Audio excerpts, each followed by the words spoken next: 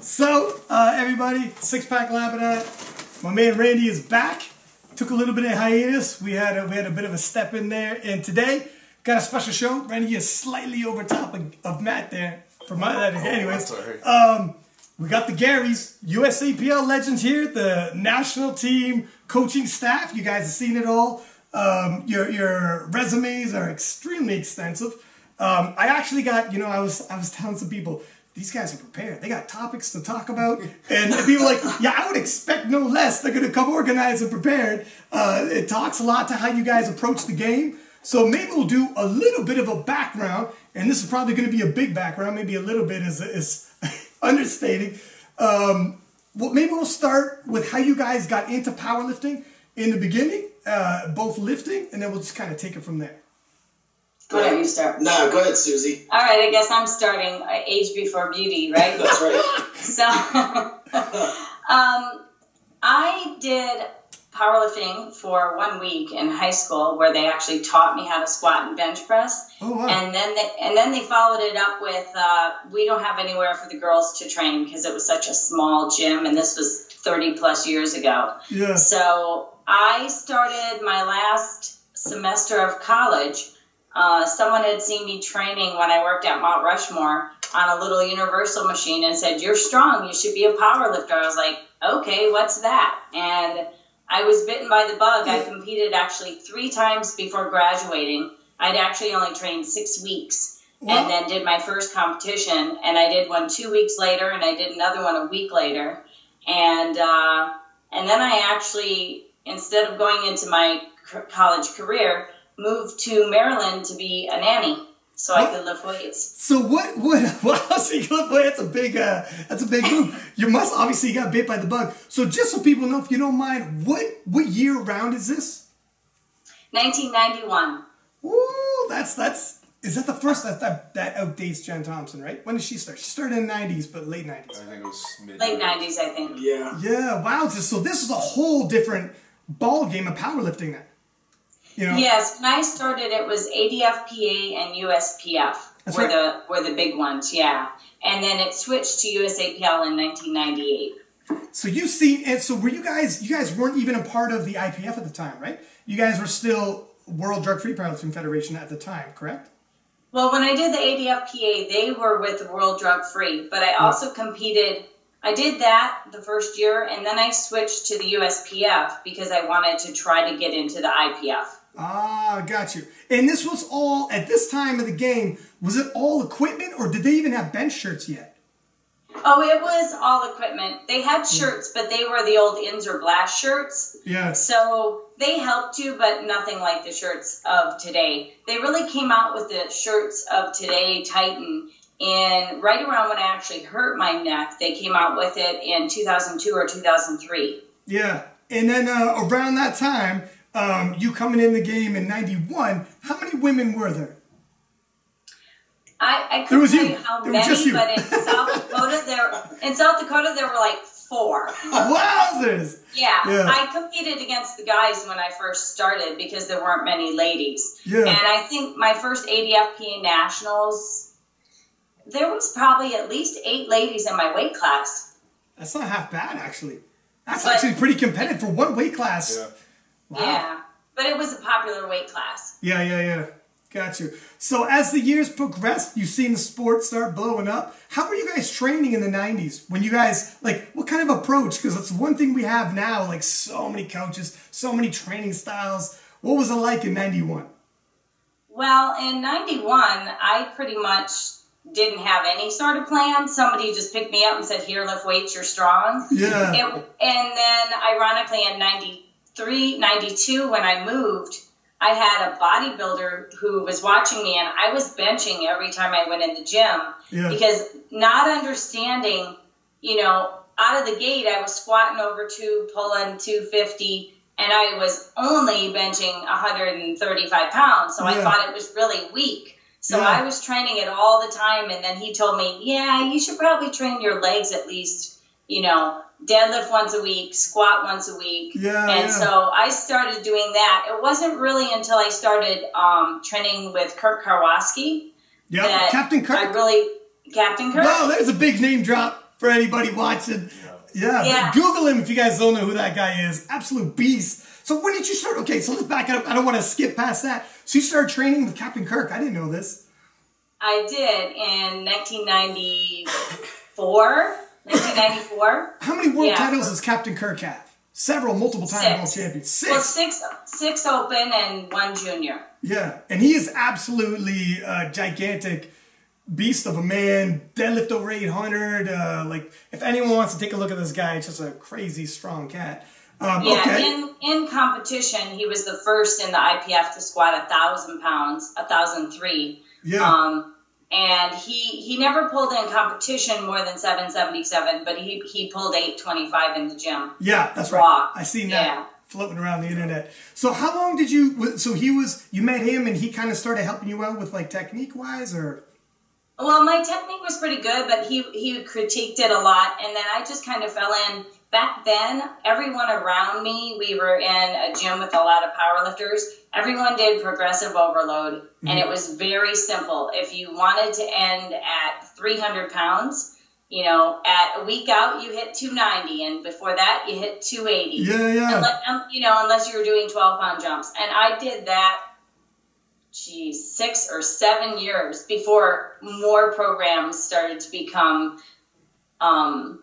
just out there. Yeah. You know, there wasn't a lot of internet back then. When we first started competing, both Matt and I, you had to find something posted up on the board at the gym or the old Powerlifting USA magazine. Yeah. That was the only way you found out about competitions. You couldn't go online or anything. Yeah. I mean, it's so like, this isn't that long ago, to tell you the truth, but in terms of how we collect information now, it feels like, I was born in 79, so I grew up in the 90s. I was old enough to remember. I was in high school.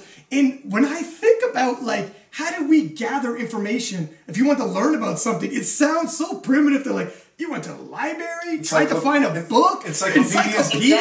Encyclopedias. Like, how would you know high bar, low bar, different positioning, and sumo, and how to, like, you just had to, like, hope there's someone around you, and how would they know, and how would, like, information didn't get spread and shared. It was so difficult, you know. So I mean, sometimes you get lucky yourself. I mean, you ran into obviously some established powerlifters, but this is like Instagram obviously helped grow the sport in terms of that regard. But so in terms of like your programming at that time, was there a lot of like reps for volume? Was there tapering process, like, you know, in terms of like cycling, or did they use even a lot of like partial movements? You know what I mean? Do you remember what it looked like, or was it just kind of straight up the same right through? We did a lot of accessory movements after the big lifts. I don't remember back then ever doing like a pause squat or a box squat or with chains or bands. Yeah. It was, you squatted, you benched, and you deadlifted. But I was a sumo lifter, and I did conventional deadlifting to help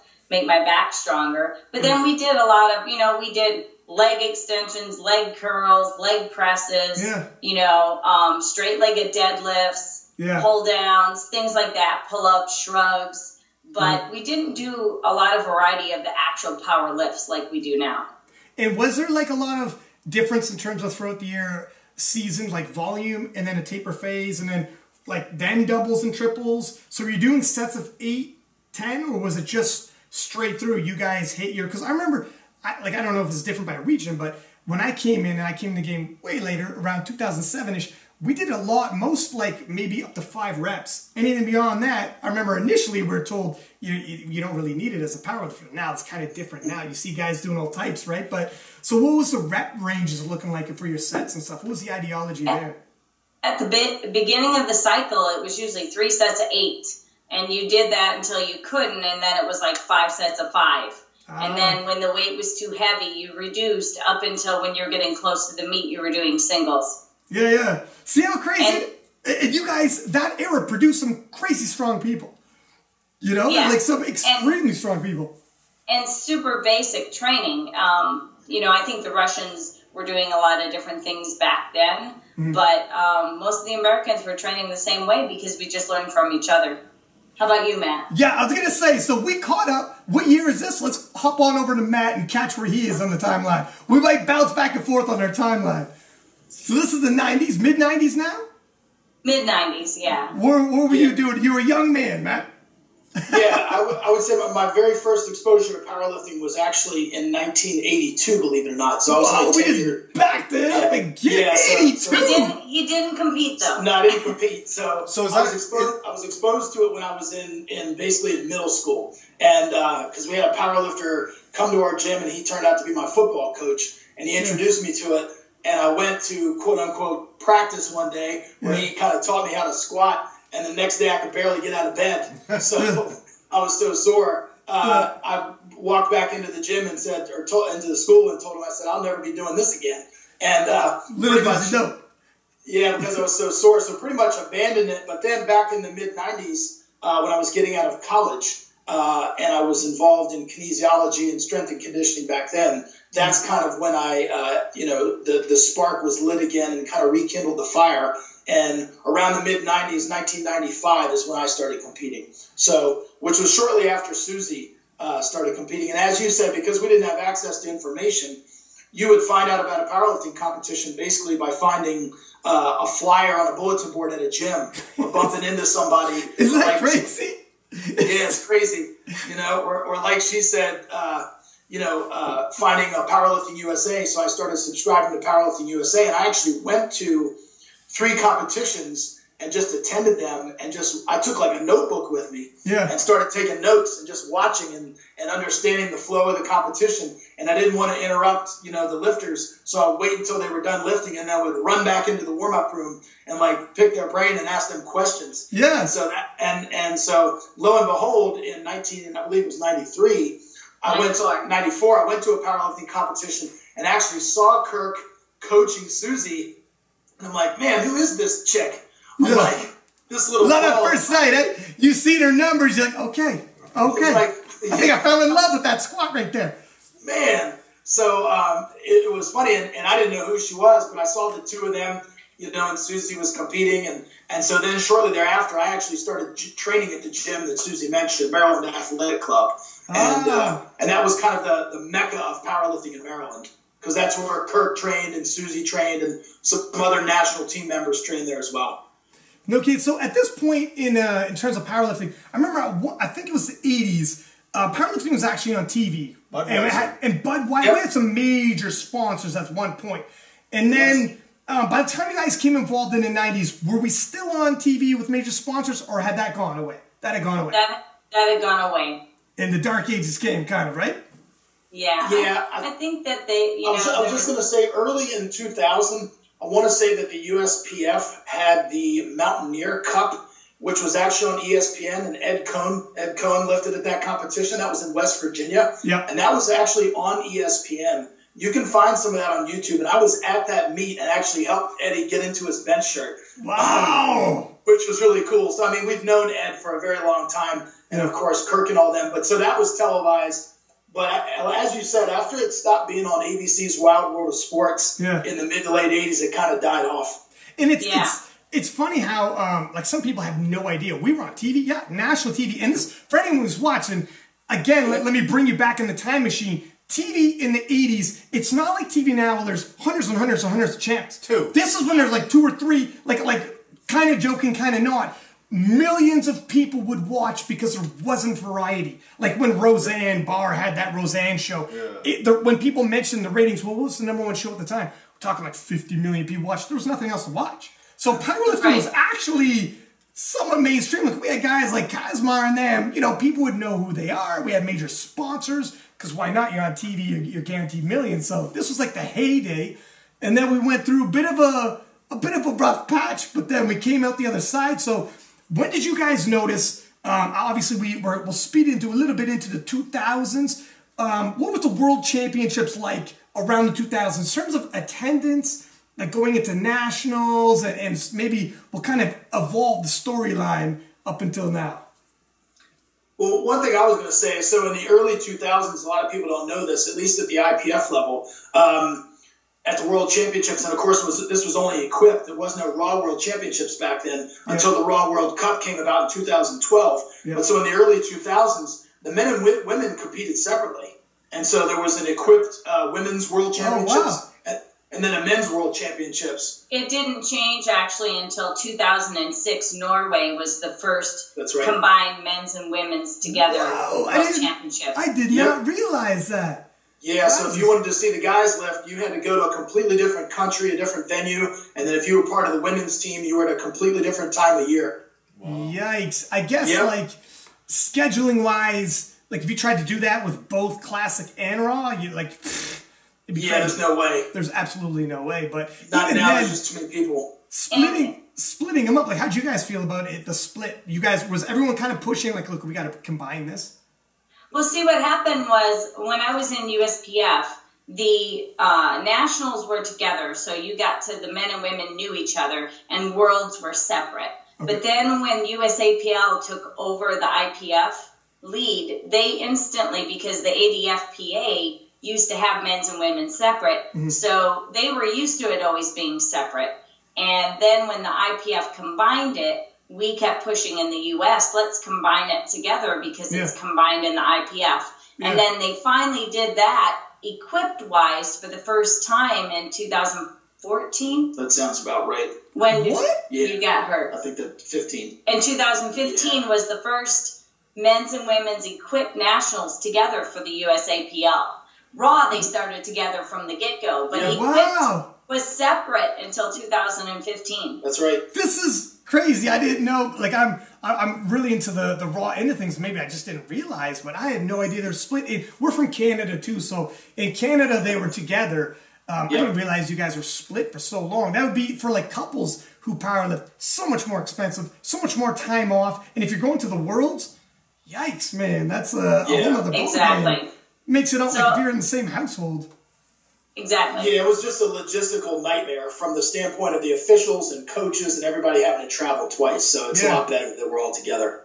Yeah, and you're at Worlds a lot longer, but at least now, like you said, couples or training partners, if they're men and women, can support each other more without going broke. Yeah, 100%, because there's not a lot of money involved in it. 2 sets of plane tickets, 2 times hotel, everything, 2 to 3 weeks holidays from work. Like, if you can get that off work, right? Yeah, for sure. So once you guys, so the IPF started going Raw 2012, and then we're moving pretty quickly along this timeline. Are we missing some stories here? Like, how about the first Worlds and those experiences? Were there rivalries back then that you guys had with other nations that you guys knew when you showed up? Well, we didn't have big rivalries. My first Worlds was 1998 in Norway, and they did such a fabulous job putting the competition on and making us so welcome. I thought every single one, people were going to be all over you trying to help you, but that was just amazing. They actually piped from the hotel room, from the venue, into the hotel rooms. You could watch the competition, and they would replay it. Damn! So I actually got to see myself compete later on the day after I competed. Wow, it feels like at some facets we might have regressed in certain fashions, right? That's crazy. Well, that hasn't happened since then, but that's something they've done there, and so it was really cool. But it was much smaller, and the real dominant people were Russia and the Ukraine at the time. Oh, is that right? And, where was the U.S. at the time? You know, I remember the first time we made a huge deal in 2003, actually, when I actually won the IPF Open Worlds, was the first time Team USA placed, and we placed second as a team for the women. The men, so the women, about that time is when we really started to come about. In 2002, I think there were 4 or 5 of us that placed third, but I think we ended up getting 4th as a team, just because there were, some really strong teams out there that were dominating. Was it like a bit of a, because for a while there felt like in the 80s, guys like Captain Kirk, Ed Cohen, Pacifico, there's like big name dudes. And then there was a bit of a turnover, was there, in terms of the talent from the U.S. or? Well, the USPF at that time during Ed and Kirk was the IPF affiliate, and the men were dominating. Yeah. U.S. men were dominating and winning. And then there was just kind of a flip around of actually the competitors, because USAPL was really ADFPA. So you had a different group of people coming in, a lot more drug testing in the U.S. and things like that. But you had different people competing. And in the Raw, though, U.S. has always been dominant. Yeah. Yeah. Yeah, and I was just going to add to that. I think when the USPF was the affiliate into the IPF, there was no out-of-meet drug testing program. So people were only basically getting tested at the competitions. So once the USAPL was born in 1998 and the ADFPA transitioned into to become the USAPL, that's when the out-of-meet testing program began. So that, there was kind of a shift there, I think, in terms of, the cream that was rising to the top, if you will. And so, there was a little bit of a shift there for a while in terms of who was dominating at the international level, also. Because, now, obviously the landscape has changed, but the United States, and of course Canada and Norway and I think Sweden, we're at the top of the list in terms of out-of-meet testing. So a lot of these countries just simply don't do the testing that we do. That's right. Yeah, when I was is that true even today? Yes. Yes. Oh, yeah, I think we're probably the top 4 countries. I said U.S., Canada, Norway, and Sweden.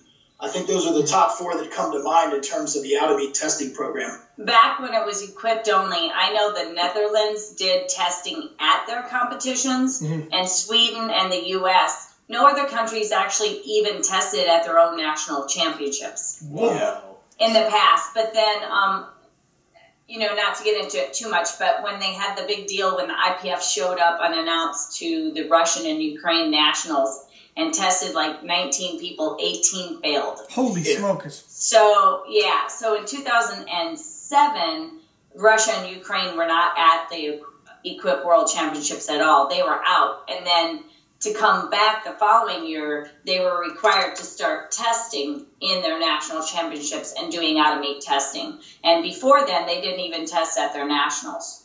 Wowzers. So I guess there isn't, is there anyone does the IPF still go around doing out-of-meet testing for other federations, do you know? Is that still protocol? Because the world's a big place to try to do that. The federations within the IPF, yes. Oh, okay. So now it's become standard you have to do this. Right. Yes. Okay. Well, that's good. It doesn't mean they're going to go and test someone in Samoa, but they might if they think it's someone they need to. Okay. That makes sense. And then again, this is where, honestly, when you look at some social media and the internet, it makes it easier for people to start raising red flags. Sometimes you bring that shade upon yourself and people are like, your numbers have gone up quite a bit lately. You look a little different. Right. So along the lines of, so we're in the early 2000s. When did it start becoming apparent there was some grumbling that there could be a classic division or at the time unequipped? Do you remember when it started becoming talk of moving that direction? And before the unequipped came, did anyone really realize how big this boom would be in terms of once the unequipped came? I don't think anybody could anticipate how big it would become. But I think at first, to answer your initial question, I think when the discussions first started becoming really prevalent was Alan Ferguson from Australia. He was one of the leading or the driving from South Africa. South Africa. Yeah, Alan Ferguson from South Africa. He was one of the driving forces behind promoting the classic style of lifting. And that was probably like 2008 or 2009, I think, was kind of when the discussions really started. And then they decided, hey, we're going to try it out in 2012 and call it the Raw World Cup. Yeah. Which, semantics, it was a Raw World Championships. It just, featured open lifters. There were no masters or sub-juniors and juniors. And so that was the first, kind of unofficial Raw World Championships. And to be honest, they called it the World Cup because they had no idea if it would be successful at all. I remember that. See, I remember. And go ahead, So USA Powerlifting started doing nationals Raw in 2008. 2008. And so we had been doing it for a little while. I know at the Arnold, we started having a Raw division. It was very small. There were just a few, like 2 or 3 ladies the first couple of years and stuff, just a few. Yeah. But there was talk way before, but no one knew about it. When I talked with Alan Ferguson, he's like, he always thought it would be a good idea, but they didn't truly start talking about it and getting into it, like Matt said, until about 2008. Yeah, and I think, the two most driving forces behind the boom are number one, CrossFit, because, they've put a barbell in people's hands and on their back and so forth. And then, of course, social media. Just the fact that now in every corner of the globe, you can flip on, social media, YouTube, Instagram, etc., and find people lifting weights, and squatting below parallel and that sort of thing. So, yeah. And it's more, in it being raw, I think it might be more to like the common man who is on social media watching, more relatable where I can wrap my head around that bench, that whatever. What do you think it is about the raw that made the women's division just explode? Well, part of it is you don't have to find someone who can help you with all the equipment. That's true. Putting on the tight suits, putting on the tight shirts, it's not easy. At one point, my training partners were all gone, and I had to ask Joe Blow in the gym, hey, can you help me put my bench shirt on? And having somebody spot you at Gold's Gym, and one guy decides to grab the side of the weight, the other one doesn't, and you're wrapped with the suit on. So with it being raw, it's so much easier. I think, equipped, if you're trying to get your girlfriend or your friends into it, it wasn't so easy. When it's raw, it's like, oh, come to the gym. And plus, you see a lot more women, so you see women that look like women, so they're not afraid, oh, I'm going to, look like a guy if I lift weights. Yeah. So I think a lot of people also, like Matt mentioned, have come over from CrossFit. And 100%, that makes the difference. It's not cheap either. I mean, that's the other part of equipped. I mean, and it's not like you just go to your local sporting goods store and buy a bench shirt. Like, you can order it, cost, all that stuff, and then finding a coach that actually can show you how to use that stuff. There's barriers. It's so much different on there.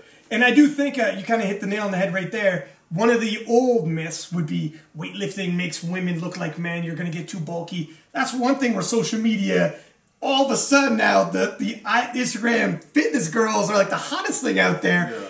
Total flip side, everyone's like, you got to lift weights, you got to squat, you got to, everybody's like, it actually helped endorse breaking down old stigmas. Thank God they're gone. But yeah, so maybe it was just a little bit of combination of everything, because it feels like Instagram was almost made for a sport. I was talking to my girlfriend, she has a Fitbit. And they have this little app on Fitbit where you could have these little challenges with people you're working out with. And like, okay, you have 6 different people. They do X amount of steps that week. You try to do a little more. It pushes you. That's almost what our social media is with weightlifting at this point. Everybody's scouting each other in terms of social media. On the flip side, there were some negatives about it. Have you guys noticed, we've got in a little bit of your coaching. What do you guys find in terms of the negatives of social media when you're coaching athletes? When you're doing it yourselves, that it can actually impact you in a negative way towards your training? Well, I'll do a quick little thing, and then Matt will talk about it. I don't put a whole lot out there, and I apologize for people that tell me they wish I would put a lot more out there. Part of it is it's so easy if you get on social media to spend hours and hours there.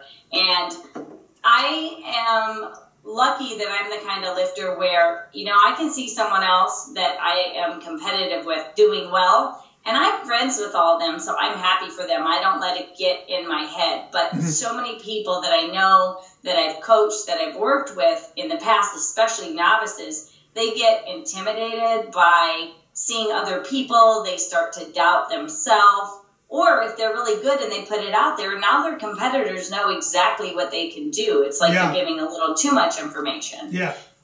And then Matt? Yeah, that's just what I was going to say. You guys enjoy other sports, right? Aside from powerlifting? 100%. Yeah, so, name one other sport. Just think of one other sport where the coach or the players basically turns over the playbook in advance.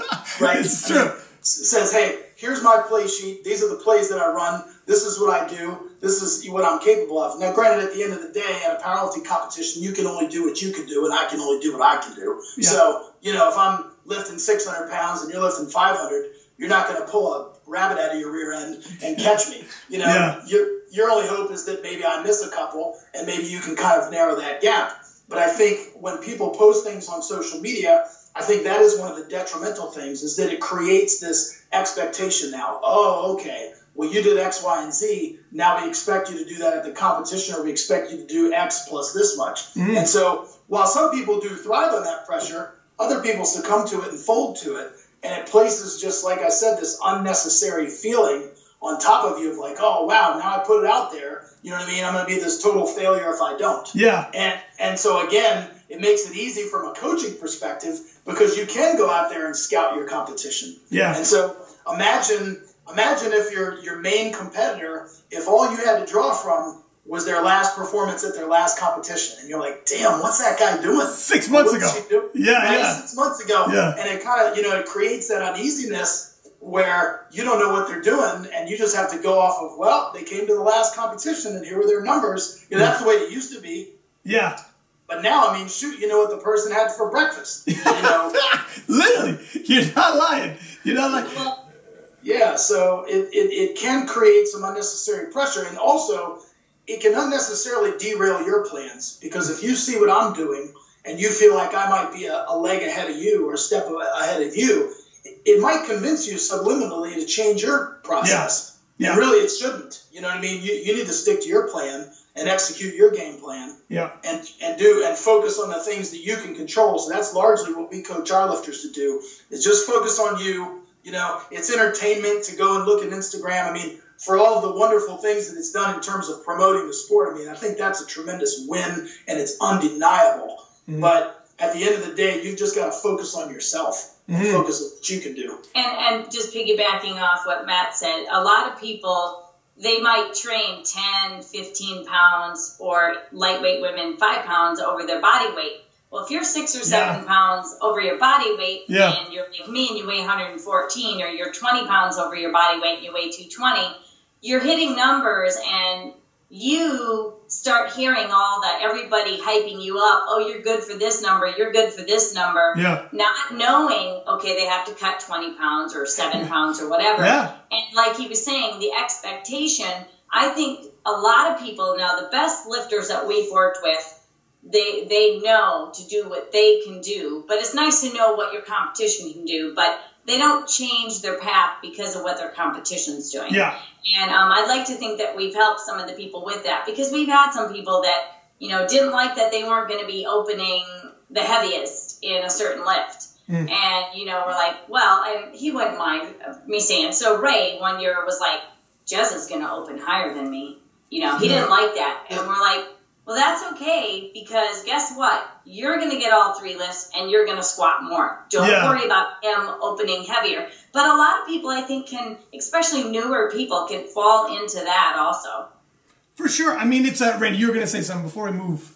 No, I was just going to agree with him on the what happens there, right? Like, so many people are watching and they see it, and you're in a different weight class. Like, you're sitting almost 10, 20 pounds heavier. Some people are in a different weight class and you don't even know that. Some people sit in their weight class. So when you're seeing these other people 20 pounds heavier pulling so much more, squatting so much more, it's just... Or you can have a phenomenal day that day. It's a one-off phenomenal day. Smash some numbers. That isn't necessarily something you're going to hit on a regular basis. And you just walked in there, pulled that dead. That's all you're going to do is dead that day. You haven't squatted. You haven't benched. You show up at the meet and people are like, you're good for 7. Because you pulled 7 really easy in the gym. That's all I did. I didn't cut 20 pounds. I didn't squat. I didn't bench. And I can see where, absolutely, you could get gassed up to almost be set up for failure. With all the different interviews we've done on this, I mean, everybody has a different type of training.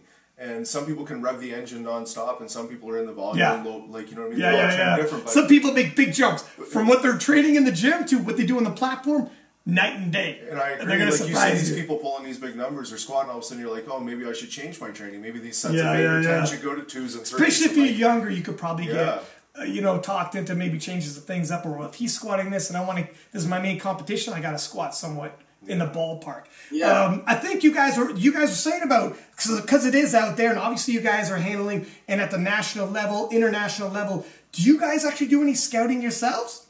Absolutely. Yeah? So, okay. 100%. Not me. So, I have all my assistants do the scouting for me. Okay. Yeah. So Susie is obviously, she's the head coach of the Raw Open team, and she's got currently 4 assistants. Actually, 4. Yeah, there's 4 of us. Yeah. So of which I'm her primary, and so I pretty much delegate. What we do is once the nominations come out, I pretty much dice the roster up, and we split it 4 ways. And everybody gets assigned some female classes. And whoa, dude, that's like scary. That's whoa, that's intense. So you know where they live. You know if they got children, where their children go to school. Exactly. That's right. What time they're picking their kids up. That's right, man. It's that intense. That's right. So I pretty much delegate like that, and we keep pretty meticulous spreadsheets on our competition. So we check them out. We start following them on social media. Facebook, Instagram, their YouTube channels, all that sort of thing. You know, if all of a sudden Matt's following you on Instagram, you're like, oh, okay, I'm getting scouted right now, right? That's right. Yeah, so we do it that way. We put together a package of what they did at their last competition, what their most frequent misses are, basically their tendencies, and their hit versus miss rate, and so on and so forth. Damn. We package all that up. So going into the comp, and look, at the end of the day, the most important thing is what they're capable of deadlifting, because that's the last event. So, but if we have a lifter who, say, is not going to be in the mix for a total medal, but say he or she can snag a bench press or a squat medal, then clearly we want to track accordingly like that so that we can optimize their performance and hopefully get them a medal in an individual event. You guys break this down on every single facet, event to wow. Yeah. And that is so key for me coming in, because we compile it all, and then I have a list. And I can also see, this lifter from this country usually jumps 10 kilos and then 2. Yeah. Or this one jumps 5 and 5. And like you said, when we're trying to get someone like an individual medal, you have a good idea of where someone's going. You don't have to try to push yourself this way or that way, but just to know what's happening. It makes a big difference. You have to, since it's out there, since we can scout, we do. You'd be lazy not to, I guess.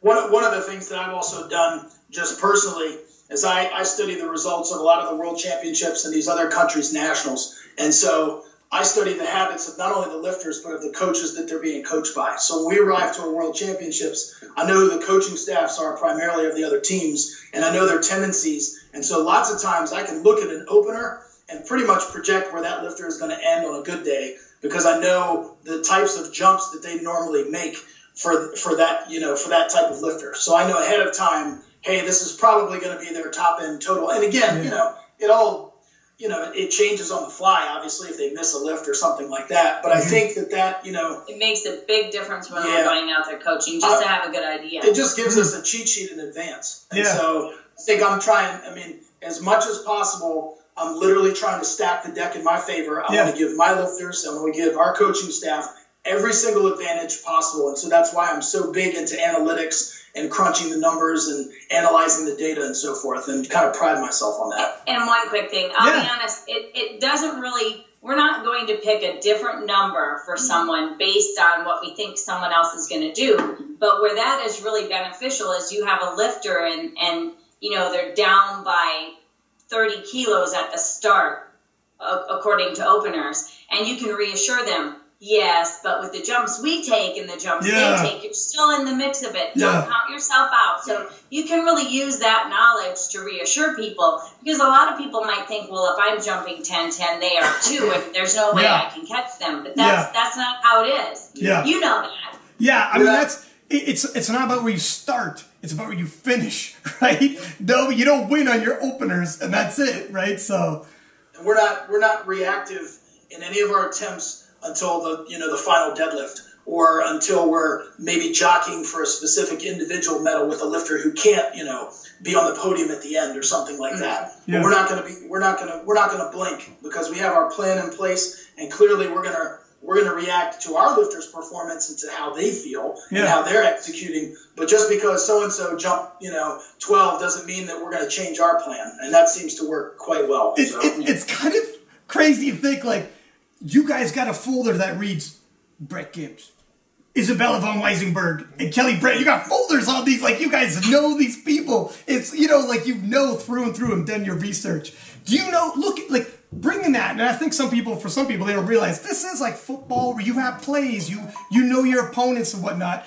But is there another team that you would say, nationally speaking, that comes just as well equipped, and you're like, that is a thorough coaching staff? And is there some, without dropping names, that one you can name because it's positive, and there's some nations that when they walk in there, you don't got a name, but you're like, man, you guys are kind of just flying on the seat of, you're not really coming doing your research. You might have stories even. Yeah, so there's I think two countries that we know are going to bring their A game. And I know this dating back from equipped powerlifting and then rolling into current is Russia, of course, and Norway. And so, Dietmar Wolf is the head coach of the Norwegian classic team, and he's also he's the treasurer for the IPF. Mm-hmm. So, I mean, I've known Dietmar for many years, coached against him when I was the head coach of the equipped teams, and of course, Susie and I have now coached against him in the raw. And I know that Dietmar is not going to make mistakes. Yeah. And so he's gonna call the right numbers. If he's got the strongest lifter, he's gonna pad the lead and play it safe. He's not going to fumble the ball. Yeah. And so he's, Although I don't know how much research he does. Yeah, that's what I was just about to ask. Yeah. I don't know that, and I'm not saying this to pat ourselves on the back. I'm just saying it matter-of-factly. I don't know that there's anybody out there that goes through the extensive research and that studies the data and the attempts, kind of like I do and so forth. But I do know formidable coaching staffs. And so, I've coached against Sergei Ivanov from Russia, and they don't make many mistakes either. Their lifters execute at an extraordinarily high level. And then the opposite end of the spectrum, there are some other countries that I'm not going to throw under the bus, but I know typically, countries that are going to open up traditionally a little too heavy. Yeah. And so I see their warm-up patterns in the warm-up room, and I basically know that, they want to be king of the warm-up room, and we want to be king of the platform. Yeah. So they'll expend a lot of energy in the warm-up room and open too heavy. And I also know some countries who traditionally with their jumps, they just kind of YOLO too much, and they just take, these crazy attempts. And so, as opposed to building a total.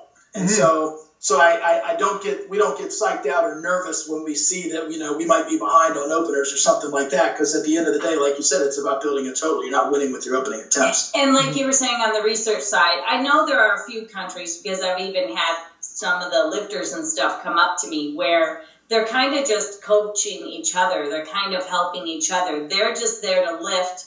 Their powerlifting, especially classic powerlifting, hasn't been big in their country for very long. Mm-hmm. So a coach might just be one of the lifters who said, okay, I'm in charge. Mm-hmm. So I know they don't do much research. They're not even quite sure what to do themselves sometimes. I even had one person ask me, well, what do you think I should open with the way this looked? So, and they're from a different nation? Yeah. You might have been like, okay, 1 second. You take a look if they're competitive. I'll help you. You're like, where are you wrestling at? Oh, you're good. Okay. Yeah. Well, because you have some of these people, where almost all of the competitors on the team are very young and inexperienced. Mm-hmm. So, I'm guessing they're not doing any research because they don't even really have true plans for themselves yet. Mm-hmm. But I've seen a few of these people, and as the years go on, and I've talked to them afterwards, well, look at the numbers of what your competitors do that are about your same strength. And those are the type of jumps you should probably take. And, the ones that make the lifts, do a little bit of research. And so. Yeah, one of the things that I wanted to add, if you don't mind, is so I have a database that I've started in that I keep track of different competitions. And so within the database, I think currently I have 102 competitions that I've analyzed from 2000 to 2017. And so this is both raw and equipped, and it's all USAPL or NAPF or CPU. It's all IPF affiliated countries. Yeah. And so I have over 14,000 individual performances within this database analyzed. Yeah. And so literally I know that this is what the data bears out, and this isn't me playing favorites. 43% of all lifters are going to miss their third squat, and about 50% are going to miss their third bench, and roughly 50% are going to miss their third deadlift. Whoa. And 24% miss both their third squat and their third deadlift. So what that's telling you is that if all you do is make your third squat and your third deadlift, you're literally going to be ahead of about half the field. Yeah, and don't pay attention to what they got up there. They're going to attempt 50-50. They're going to make it. Exactly. So it is, so we understand the tendencies. And again, then I have another database broken down on some of, like you said, some of the individual lifters, both our U.S. team and our national team level lifters, but also, the Brett Gibbses and so on and so forth. And so I have their hit rate versus their miss rate. So I know their tendencies in terms of, they only make, 34% of their third squats. Yeah. And so again, it's not, again, I'm just using analytics and using data to kind of increase the probability of our success. It doesn't guarantee anything. No. But it just gives us more information, and it just helps to stack the deck in our favor. And at the end of the day, we can have all this data that we want, but it has to be our eye, especially on our own lifters, and saying, you know what? You're good for 10 kilos, but you're not good for 12 and a half. Yeah. Was your previous job part of the CIA? I go, Randy, I'm pretty sure you can't ask that shit, man. I think it was a teacher at Quantico or something here. The CIA is like, we could use this guy. We could use this guy. I'm really into data and analytics and so forth, and also I kind of feel like it's kind of, as coaching chairman of the USAPL, I kind of pride myself in that, and I feel like it's kind of my responsibility. And so, that's kind of how I've looked at it. But I've done presentations on it. I've written articles about it. I've done entire podcasts on how we pick attempts and so forth. And like I said, at the end of the day, we're just trying to stack the deck in our favor as much as we can to help out our lifters. How hard is it to keep the egos in check on these? I was about to say, okay. When I look at the list of lifters that you guys have underneath you, and there's some people in there that are just runaway dominants, but then there's some in there that are, when it comes tight and you're saying, hey, we need to play this safe, or do you let them fly? Let me expand on that a second, because I have a question right along the same lines. Okay, so in terms of social media, US has probably got the biggest, stars, the biggest following. So it's kind of dicey. I know you guys scout, but it feels like scouting the Russians is a very tough proposition. Where the flip side, you guys got so much content out there, but these guys have such big social media, and some people rise to the top within 2-3 years. So your head can get big. How is it managing, and again, you don't got to throw names out there, but managing the biggest superstars in the world on your national team and having to manage egos, possibly dealing with other coaches that are now just as big as stars as the lifters, if they're there as well and you're handling and they're trying to handle while you're the head coaches, and then it's a blessing and a curse when this is like our sport's getting big enough. It's like other sports where you hear about basketball players become a star. We starting to get a bit of stars going, right? You got 200,000 people following you. You start feeling like a star, right? So, how is that? I'll touch on a little. I'll say that some of the people, one of the big things we do is we do a lot of communication beforehand. We don't just show up and talk about things for the first time at the competition. Yeah. That's not going to work. You have to build a relationship. And I would say with most of the big stars that I've worked with, when you really sit down and you explain to them and you talk to them why and the reason and the fact that you want them to get the biggest numbers they can and the way to go about it, a lot of them might be a little hesitant at first, but the more you work with them, they start to realize you only have their best interest at heart, and they're great to work with. One of the things, I'll just mention Ray again at Worlds. He came off and his leg was really bothering him after a second squat, and we're like, you twisted, things were off. We got to be smart. We don't want you to get hurt. We should pass on the third one. And I think initially he was very relieved we said it, because I think he was thinking that. But, he also came to me after he'd gotten his knee sleeves off and everything and was getting ready to bench. He's like, Coach, I can go out there. I don't need my sleeves. And I was like, Ray, I love you, but it takes a bigger man not to go out there right now than it does to go out there. So, and because he knows us and trusts us, it's easy to deal with him. So we've had a lot of people, they've just been wonderful to work with. And some of them are coaches themselves, so they understand that, sometimes things have to be done.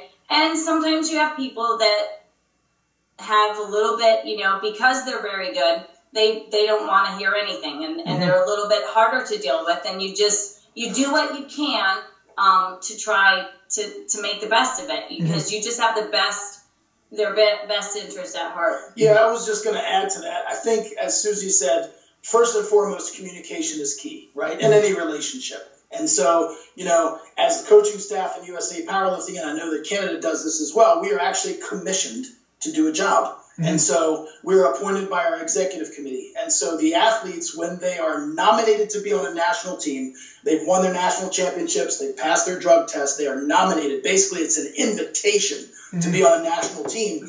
They sign a team contract. And part of that team contract says, I'm going to do X, Y, and Z. I'm willing to jump through some hoops. And essentially, I'm also relinquishing control of those attempts to the head coach. The head coach has control. Now, that's an interesting balancing act, and we get it because we've been on both sides of it. I mean, Susie's been on how many national teams at the World Championships? I've been on 20 or 21 national teams. Yeah. So, and she's been on like 21 plus national teams competing at World Championships.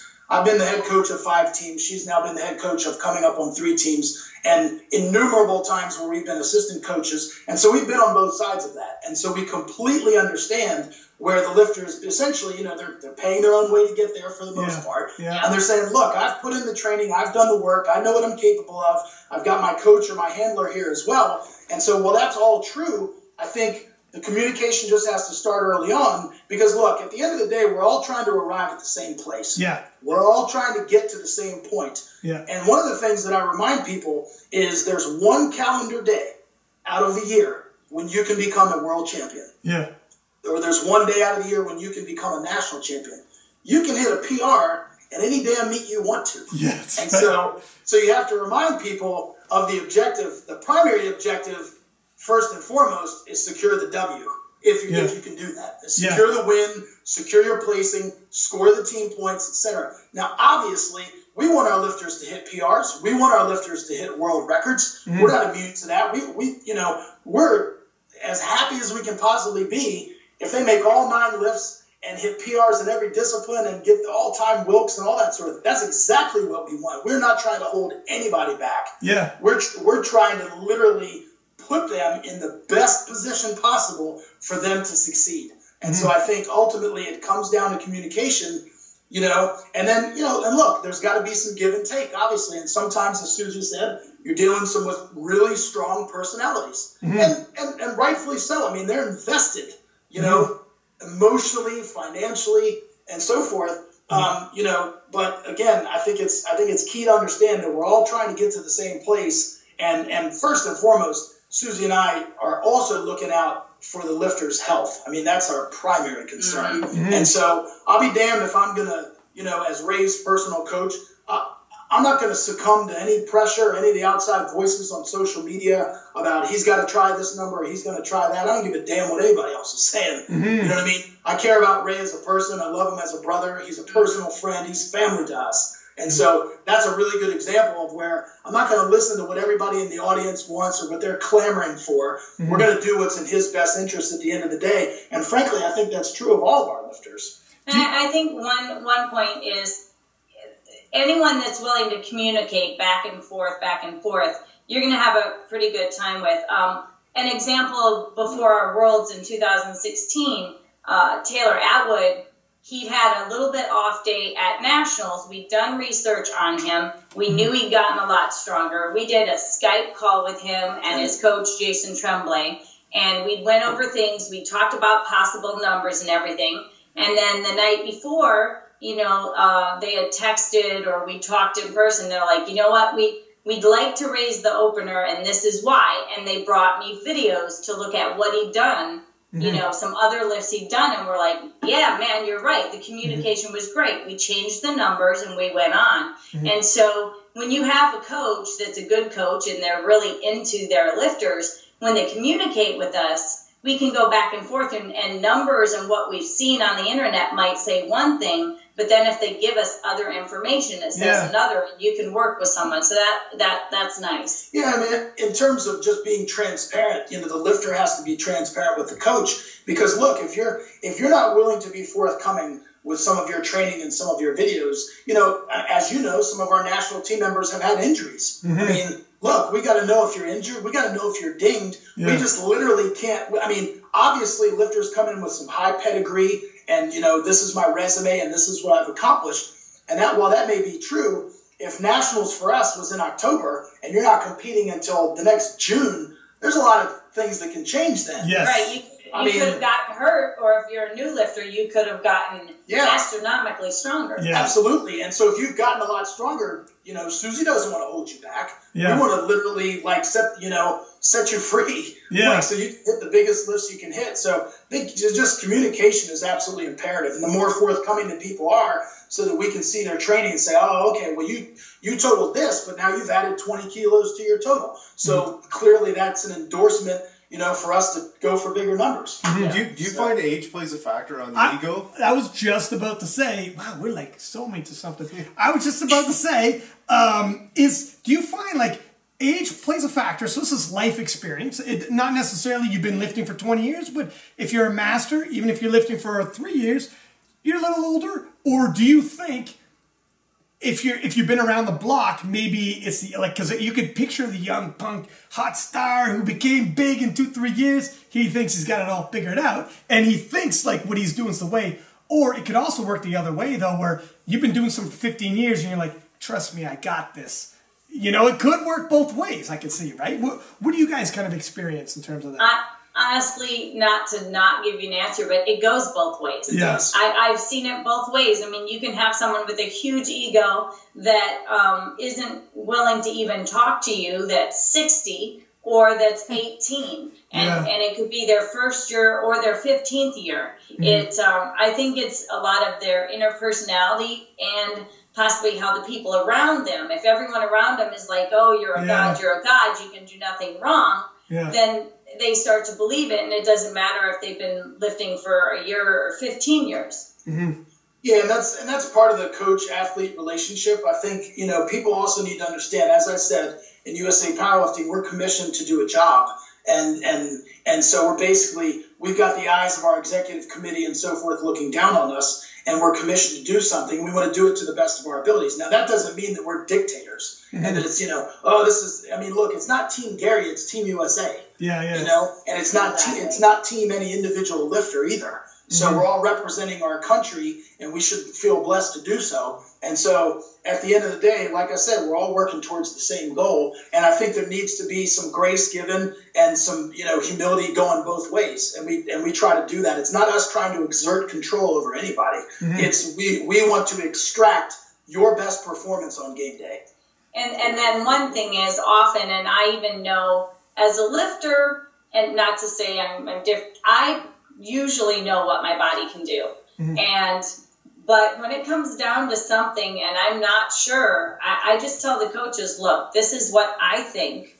And usually we're within 2.5 kilos of each other either way. Mm-hmm. But, you saw it. This is how it felt. You make the decision. The only time I was insistent where it didn't look like it at all, and you can probably agree with it, was this year at Worlds after my second squat. Yeah. Everybody thought, okay, Susie's going up 2.5 kilos. Yeah. And I walked off and I looked at Matt. I saw his face. I said, I know what you're thinking. But I felt something wonky, so I slowed my body down so that I wouldn't shift too bad and hurt myself. I said it looked hard, but it was actually pretty easy because I had slowed myself down. Yeah. I was like, I have 6.5. I have 6 or 6.5 in me. Yeah. And I did. But then at Nationals this year, after my second one, I came off and I'm like, 2 or 5. I don't have 7. I'm like, it's up to you. I gotta run. You just decide. And he picked 2.5, and I was like, yay. How was that dynamic? Now here's a whole nother dynamic when it's your wife. You want to talk about, you pick wrong and it's your wife, there's going to be some uncomfortable moments at dinner. She's like, That drive home sucks. That drive home is a long flight. It's a long flight. Right. It's a long flight, especially when you have to coach people for 5 more days. That's right, too, yeah.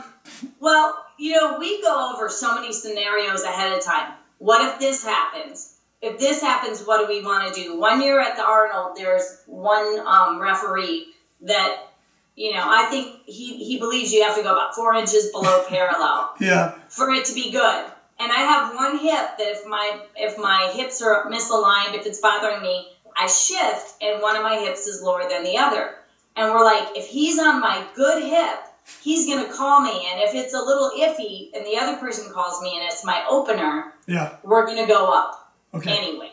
normally we would never go up, but it's the Arnold, and at the Arnold, I don't have to win. It's just to try to break a world record or to win some prize money. Yeah. And I went there hoping to break the squat world record. So we said, if I miss the first one, we're going to go up anyway, if it's for depth and if it was easy. If I miss the second, then obviously we're not going up. But we talked about it ahead of time. One sec, Susan. I'm just 1 sec. I'm just going to make sure. 1 sec, sir. Very good, sure. Oh, did you? Okay. Sorry.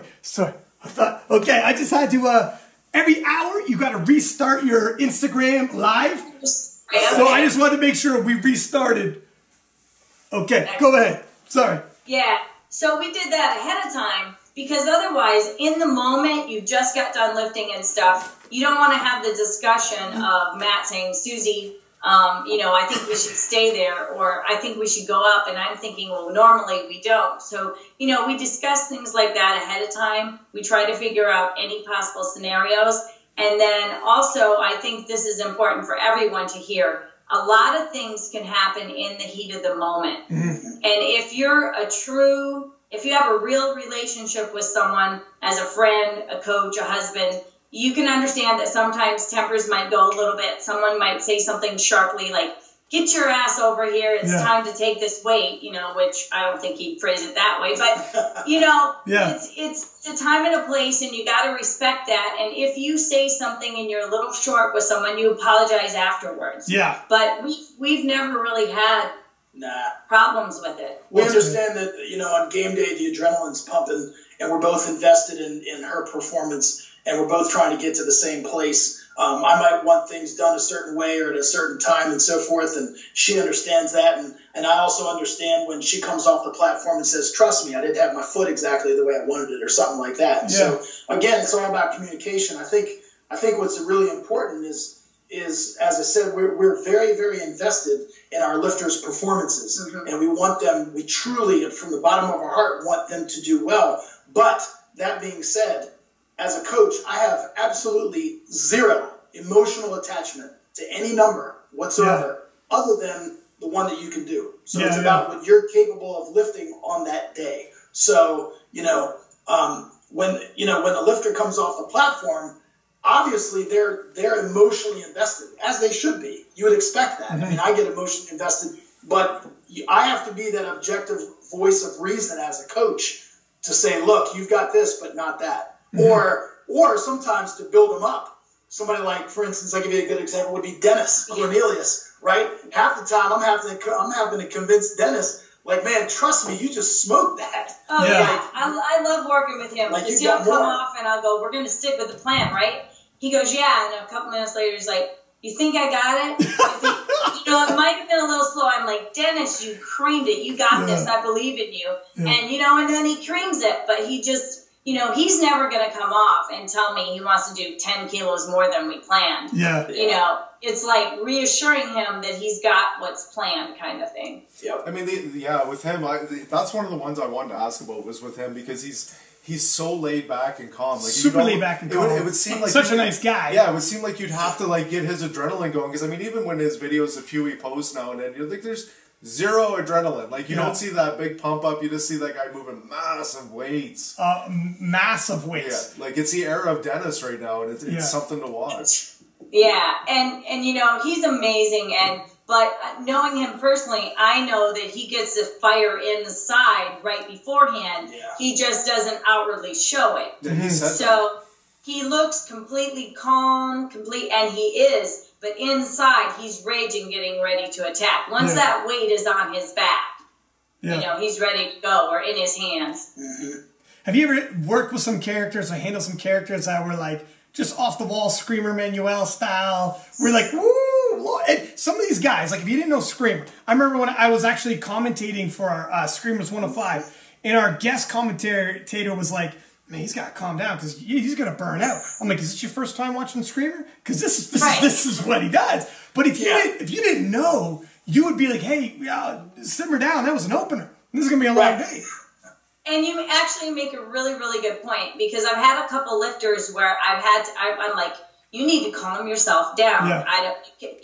It'll be going into third deadlifts and I'll be like, don't do what you did last time. because they're pretty calm and collected. They scream once for every lift, except when they're trying the third deadlift for a big PR. Yeah. They get so ramped up they miss it every time. Yeah. And I'm like, look, this has happened 3 years now. Yeah. Don't, you know, if you're going to get that amped, you need to get that amped for the other two. So your body's ready for it, so it gets used to it. Mm-hmm. And, but if it's someone who does that all the time and even does that in the gym sometimes, then their body's ready for it. It's their way. I'm not going to try to stop them. Yeah. If they're completely changing the way they normally lift, there's a difference. Yeah, I get a little more fired up for a world record squat because the crowd's screaming and stuff, but I do the exact same process. Yeah. I don't come running and screaming out before I do it. Like inside I might be raging a little bit more, but I don't change my process. Mm-hmm. So I only try to stop people if they're completely changing their process because it's a PR or something.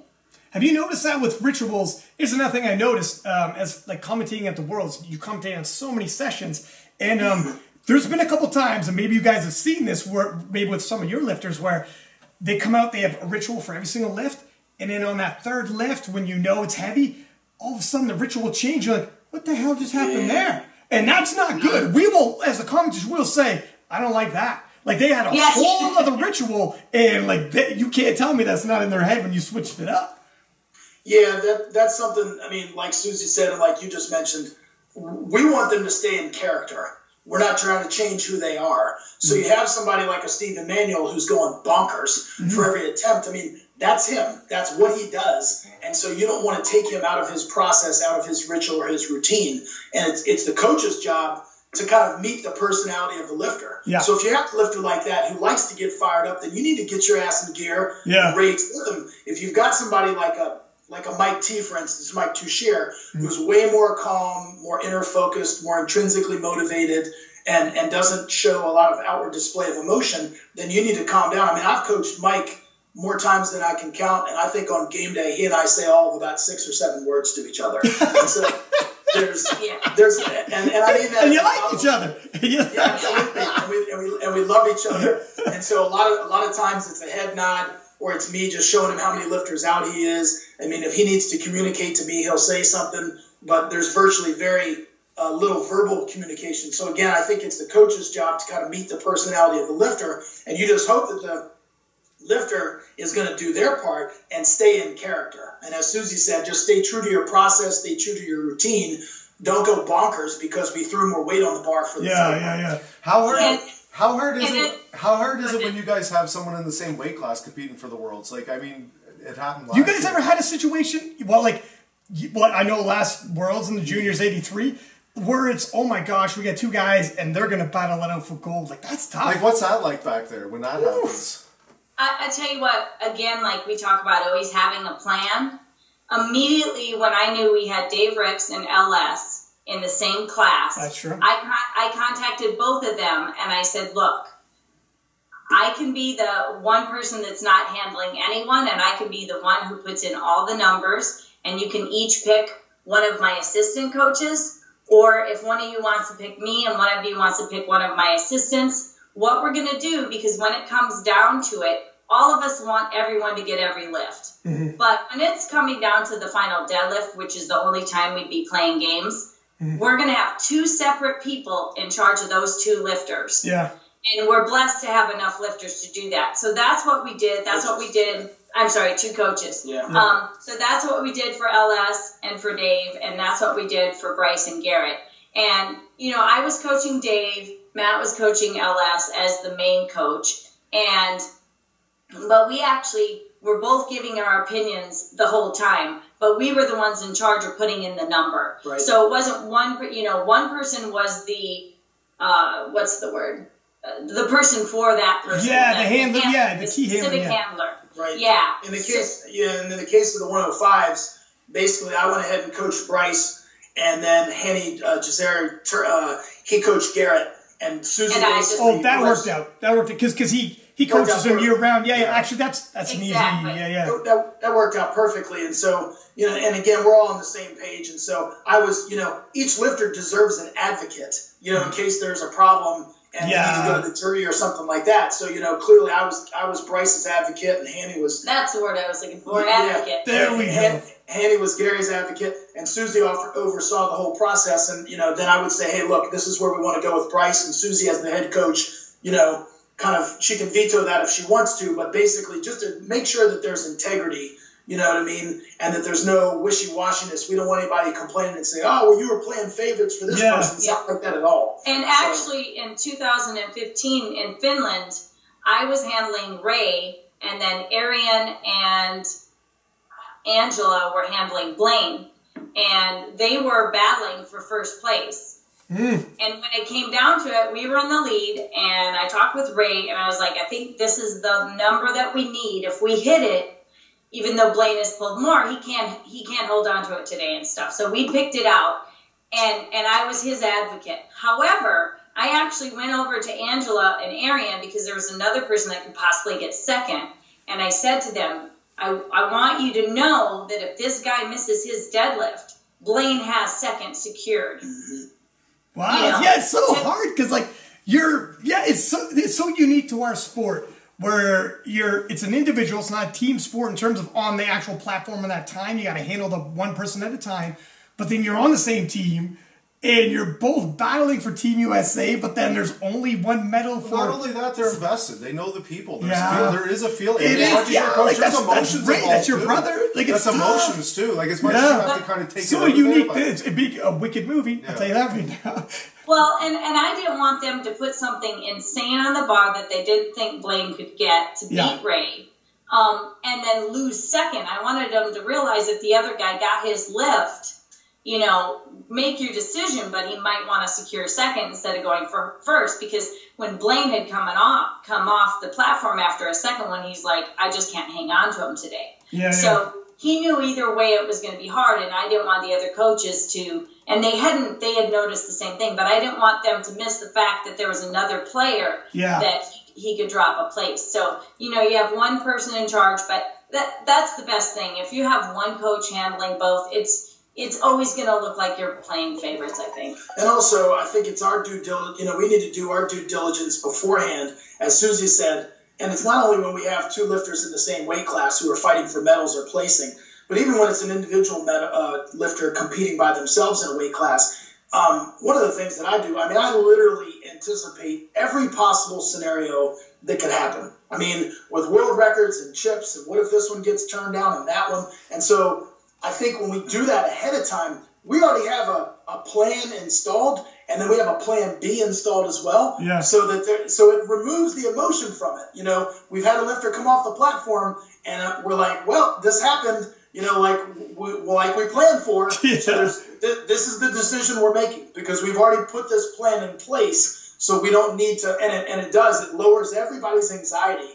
Because we're already on the same page, we have a contingency plan, and we can make the right call. And I think you'll have a lot of people show up, and not as many at the world level, but they'll show up and they know what their opener is, and they know how much weight they want to end up with. But they don't actually have something written down. And we like to have written down, things go well, this is what our plan is, but this is plan B just in case. And that helps a lot too.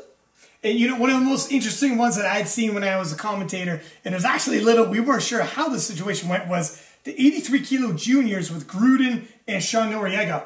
Holy smokes, you want to talk about high drama? It was beautiful for the sport. Like, I know controversial, but controversy makes it talk. Like, everybody's literally US versus US, right down to the last pull. Noriega pulls conceivably for the win. You tell the junior, you're the world champion, kid. He goes back, and for 30 seconds, he's the champion of the world, top of the world. And then it actually got appealed by the jury.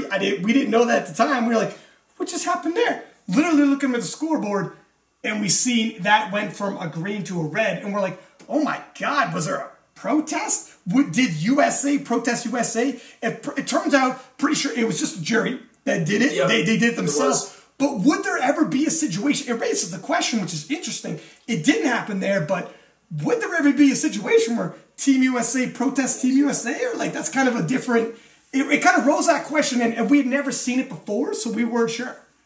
Well, I think to answer your question it was the jury did overturn the lift, and there wasn't a formal protest that was filed by our head coach Aaron Comessi. So, but I think in order to navigate that situation, the most appropriate way to do it is to, as we said, assign an advocate for each lifter, so that in the end of the day, there's a person that's speaking and coaching and vouching for this person, and there's a coach doing the same thing for that person, and so there's no discrepancy or favoritism, because if it's only one person, then that's going to look really, really bad.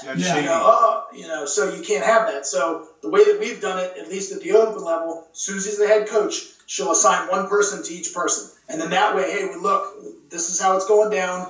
If I've got to go over to the jury and make a protest on this lifter's behalf, then I'm doing that. And there's no hard feelings, just because if the tables were turned, I expect you to do that for that lifter. Yeah, like you said, you're commissioned to represent them in the best way you can, right? So you have to you have to do that. That's as much as you would throw the emotion aside. It's Team USA. You have to do it. You got to look past the name on the jersey. Well, because the person that you're representing expects that. That's true too. I mean, can you imagine that lifter being like, I thought I should have went to the jury. You thought I should have went to the jury. But because I happen to be on the same team, you look past it. That'd be really tough for a 22-year-old kid as well. You might as well, and it's not like you're taking the lift away. You're just letting another set of eyeballs take a look at it. That's right. Right. And to be honest, and it's even harder, I think, on a junior, and it depends all on the people and their egos. But if I'm going to win, I want to win because I won. Yeah. If the lift was bad and we thought it was good, but the entire jury thought it was bad, enough that without anyone protesting, they even overturned it, you'd have to think that, well, dang it probably wasn't. You know? I mean, it is what, I'll tell you what, watching that, I thought, I was like, man, it could be like a tearful like ceremony with the way it went down, but Sean Noriega took it on the chin and took it like a champ. The guy is tough as nails. Like, I might even get emotional. That's hard. And he just took it like a champ. I got a hats off. Like some of the maturity of some of these guys. And I was actually going to ask you, of all the lifters you've seen, is there something that stands out that you've handled at this world level that was like so cool, like a cucumber? You're saying Mike T, that guy or girl, and then obviously the flip side of the question would be someone who was so bonkers, get so rallied up, but is there someone who was like, just like, are you even pulsed here? Do you realize what's going on around you? That they were just so, like the Terminator walking in there? Somebody come to mind? Oh, gosh. Yeah, I would think off the top of my head, at least for the men, I think of all the lifters, and this is speaking from the classic format, I think Mike T is probably the most calm. I mean, you can definitely tell there's an internal rage and there's an internal focus going on there, but there's very little outward display of emotion. Yeah. And so, like I said, there's a lot of nonverbal communication taking place, and not a whole lot of verbal. And so I think he's pretty cool and calm and collected. And then I think, I'm trying to think. Gosh, for fire, there's different people. Like Kimberly Walford comes to mind. She's so intense. She does. She gets intense. Yeah, I think women, she's very intense. I think Lane Norton in 2004. I was going to say Lane. A little bit. Yeah. Lane, if you get Lane and Screamer in the same room together, it's a yelling match. A combustible situation. You know, it's funny. You said Lane. I was talking to LS at that Worlds, and he was talking about like Lane at the 2015, I think it was, and he was like, Lane was like, let me loose in the back, and LS like, you loose, man, you loose. Like, I'm not holding you back. Go out there. But it just shows you how like different personalities, right? Yeah, I think the other thing that we kind of discovered this past year in Belarus, because it was the first year that Jennifer Milliken was on the team. I think that what's really, really cool is Jennifer Milliken and Taylor Atwood. I mean, they might as well be twins because their demeanor, the two of them, are almost identical. I mean, they've got like laser-like focus. And when they're in the back and when they're getting ready, total focus. Yep. Where they differ is like Taylor, right before one of his really big ones, he gets the crowd all hyped up with him. And then Jennifer, her personal coach, Wade Johnson, focus. Yeah. Focus.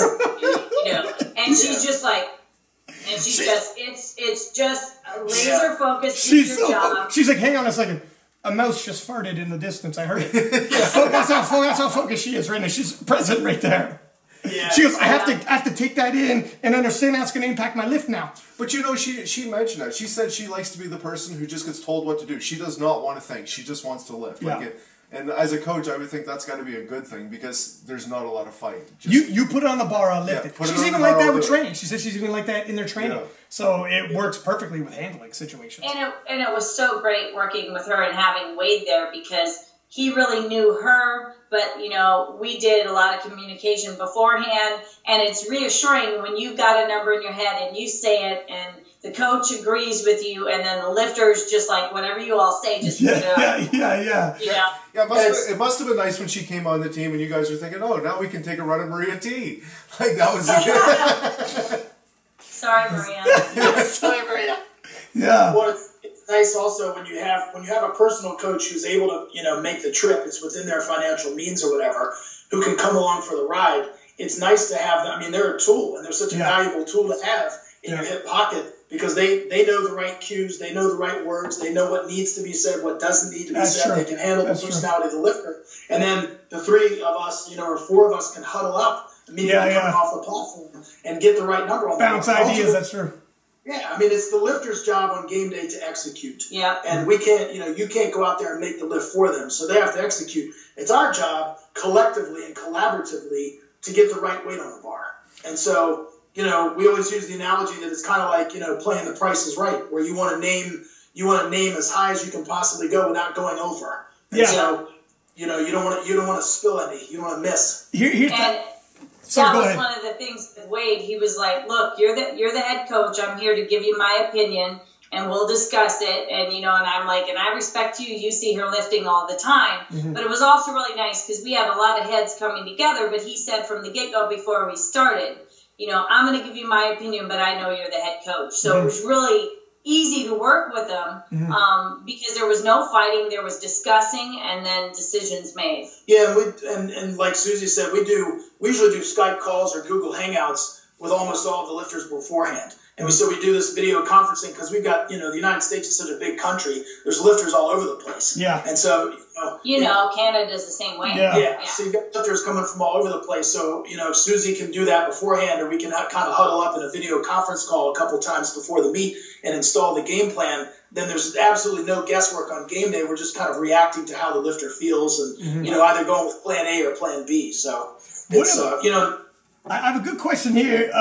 What if the game plan, all of a sudden, like come that game day, the wheels start falling off, you see a first lift missed, you see a second lift missed. Like, what is your guys' protocol? How do you feel about missing your first lift? What is going on the bar in your second lift? Oh, it's the same weight. Always. It's the World Championships. Yeah. There might be one time where you'd go up if it was equipped lifting and you thought the reason you missed it was because you couldn't get deep enough because your suit was so tight or something like that. But when you're in a World Championships, you have to get one on the board. So if you miss, you don't go up. Maybe if you miss a second and it's something and you already have one on the board and it isn't super, super close, then maybe you go up a little on your third. And if it's a deadlift, you just put whatever you need on the bar, right? Yeah. But never, I don't think. I mean, I wouldn't necessarily say never. Never have I, is what I'm saying. In the past where someone missed. It also comes down to the reason that they missed, and I think it also comes down to which lifter you're speaking of. So if you have a lifter who's a tenured, seasoned veteran who has been on the platform, on the international platform many times, you might be a little bit more willing to let the rope out a little bit. But if you've got a first timer, particularly some of the juniors, you know, or subs or something like that, now we don't coach them directly, right? But if they've got less platform experience at the international level, it's like, look, you got to get an opener in because momentum is going to build one way or the other. It's either going to build positively or it's going to build negatively. And we've all been down to a third strike, and that is not a good place to be. You know, it's interesting. Even with Ray, I think at the USAPL Nationals, he had missed an opener. You're retaking that opener. You know, I think it was at the bench maybe, or it wasn't in the squad. So there was a little bit of a snafu on the bench. What happened is actually there was a miscommunication with the rack heights. And so when Ray was putting on his wrist wraps and he was at the chalk box, I was actually like, man, that rack looks really high. Like they had it set up super, super high. And so anyway, there was a miscommunication, and he was like, no, that's what I called for. I was like, all right, he laid down. It was too high. Long story short, he basically timed out on his opener. That's what happened. Yeah.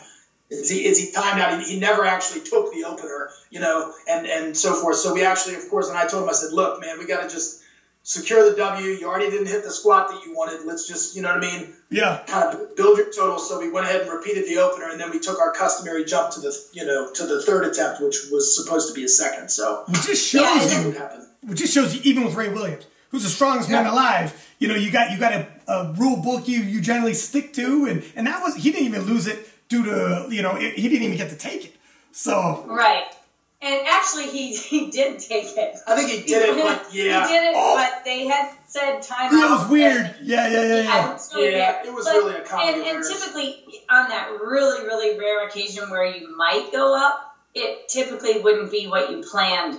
If you planned a 10-kilo jump, it might be a 2 or a 5. Yeah.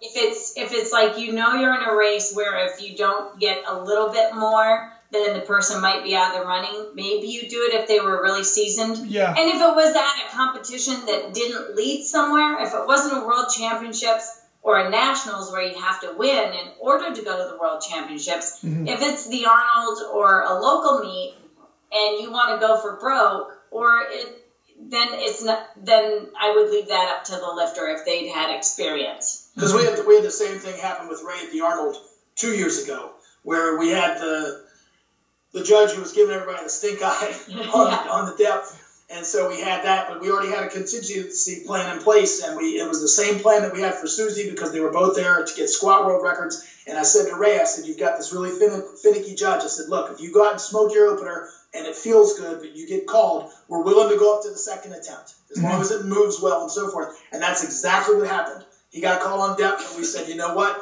It's just the Arnold. You're not, it's not qualifying you for anything. Yeah. You can't lose anything. It's not making you a champion. We went ahead to the second attempt. He got called again, and then the plan was, well, look, you got to get a total. Yeah. So at that point, obviously, we just stayed there, and he made the third attempt. But again, discussing these things in advance just removes the emotional, attachment to it in real time, and it really helps us just kind of navigate these. And I think when you do that in advance, it just, we've done our homework, and it just makes it a lot easier on game day. And do you guys ever get nervous? Like when you walk in and see, like, when it's going to be a close, like, because I mean, all the stuff you follow, there's sometimes when it's going to be close. I don't I'm not coaching that. I'm not a U.S. national team. Coaching and handling people, I get nervous as hell when a lifter goes up there. One of my lifters goes up there. I'm like, holy smokes! I can't imagine at the world championships. You're like, by the end, are you guys smoked? And you lift, Sioux-Z. Like, how is this possible?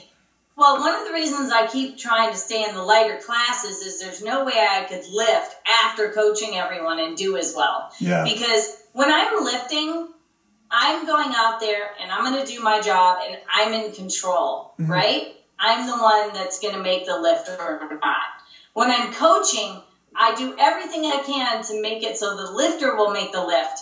But I am in the back going, there's nothing I can truly do. I'm screaming, and it was funny because at Nationals, I had blamed one of our lifters, Samantha Calhoun.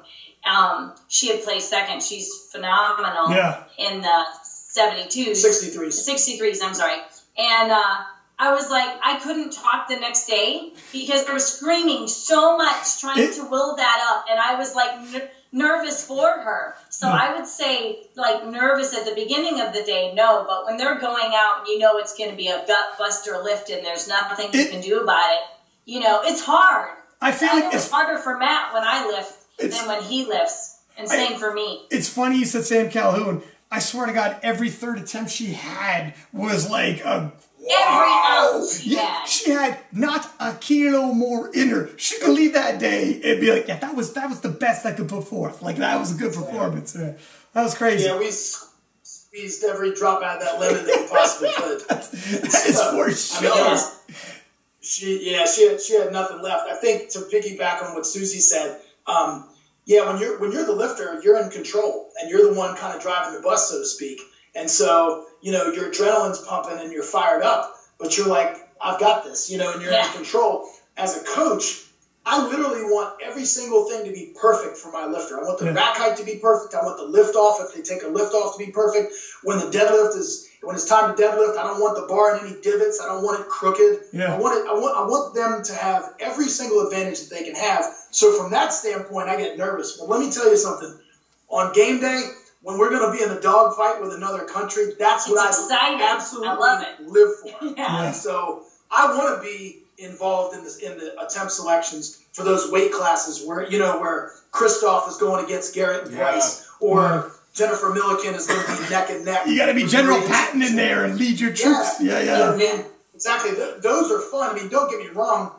You've got some of the other weight classes with some of the aforementioned lifters that you mentioned, who, barring a mishap, they're going to pretty much run away with it, sometimes. Yeah. And so, but, and while those are fun to see them execute and lift really well and hit big numbers, it's more fun when there's tight battles. Absolutely. And that's what and that's where the coaching really, really matters. And you got to keep your head on your shoulders. Like, I know you're excited. You got some anxiety that you need them to hit it. But at the same time, the turnaround, you got 60 seconds. Let's go. Put on the next one. And then you got to change different attempts when it comes down to the last deadlift and like the game planning. You're so excited, so much anxiety, so much energy. But like, that's where it's almost, I can see it's easier to be the lifter. It's just, I could just use this energy and lift, where you have to stay calm, cool, and collected and make some serious decisions and make calls and know the rules and know when you got to go to the jury, etc. Some people who don't have the experience don't even know some of the things that are available to them in terms of making those calls. We talked about it before. The rivalries is what's making the sport. I mean, and you really seen it begin. I think you really seen it begin with the John Brett Gibbs. Like you really seen the biggest. Here's the reason why. So long before them, guarantee you guys have seen some rivalries like back then. But here's what the difference is now.